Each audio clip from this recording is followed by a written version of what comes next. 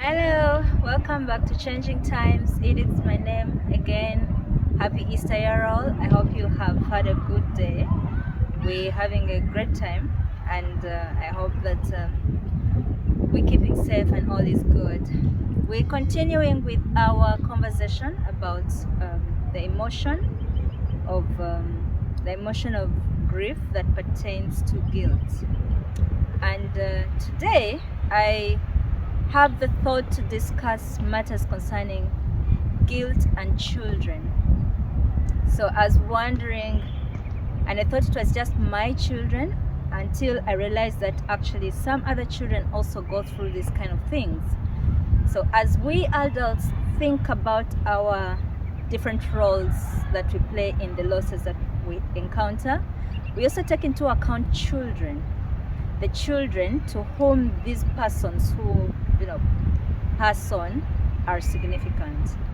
And I only talk for myself because in the time when we had our loss, there was of course COVID, and way after the funeral, my sons approached me and asked whether they were responsible for bringing COVID home, whether they are the ones who gave it to daddy. And of course, I had no clear answers. I didn't know. I also thought that COVID would have been gotten anywhere. So I told them, much as we all suffered that time, it's important to focus on the fact that we lost a loved one instead of focusing on who actually brought the virus, because it didn't help in the moment. And I realized that that was not reason enough, because at the end of the day, they wonder what their role was, whether or not they were responsible, and if they were responsible, then what?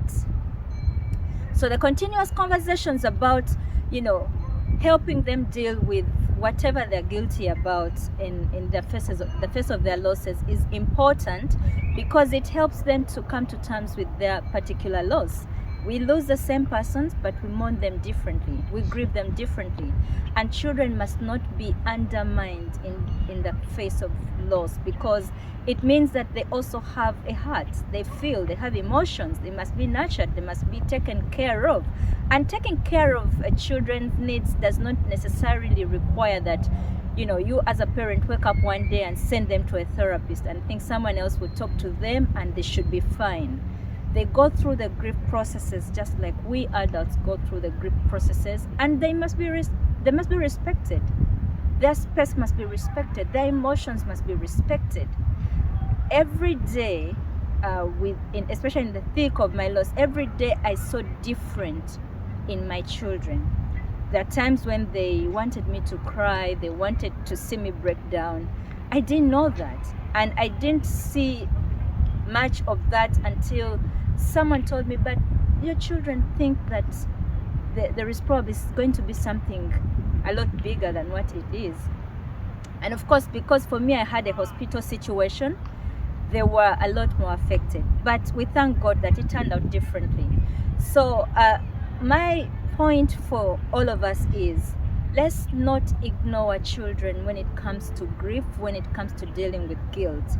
We need to think about them. We need to ask what they feel, and we don't just generalize. Every child has their own perceptions, and every child needs their own answers.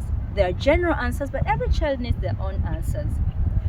I was privileged to interact with one child, and this is besides our general loss to COVID. I was privileged to work with a child whose life changed for a very long time, because for her, she was responsible for the death of her mother, and because nobody ever sat her down to demystify this loss to her and help her understand that life can go on, life can be different, does not matter how the death came about. I think we all figure out things like education, continuity, resources, and not take into account the emotional bit. So while I worked with this girl child, I realized that She felt entirely responsible for the death of her mother, and because of that she had a lot of behavioral changes which are actually detrimental to her.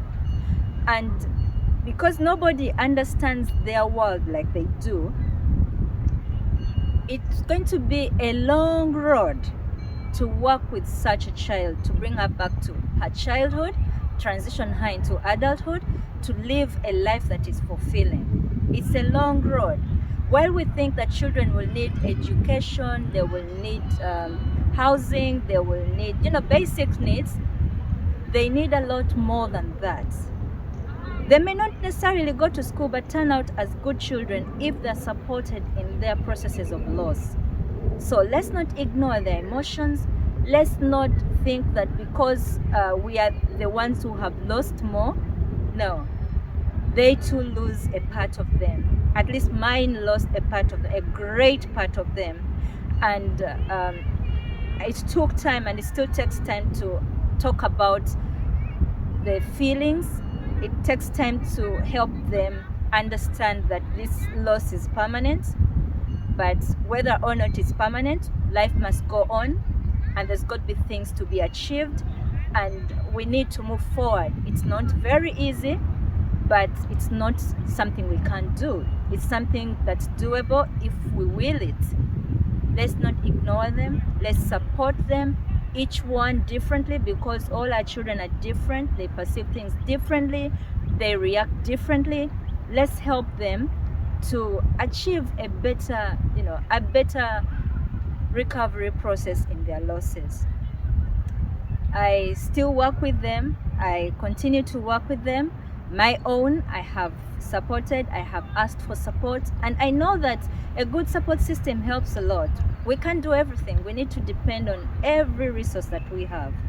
Let's take into account the children's emotions and, help them to thrive through their particular losses. Otherwise, we shall have behavioral issues that we may not be able to contain in their own future. I thank you so much, and I continue to encourage you to subscribe to this channel. I encourage you to seek out our services. I encourage you to get help. I encourage you to talk to someone. We must thrive through our losses. We must attain the best selves that we are, and we must move forward, because life is best when we move forward. Until next time, thank you very much.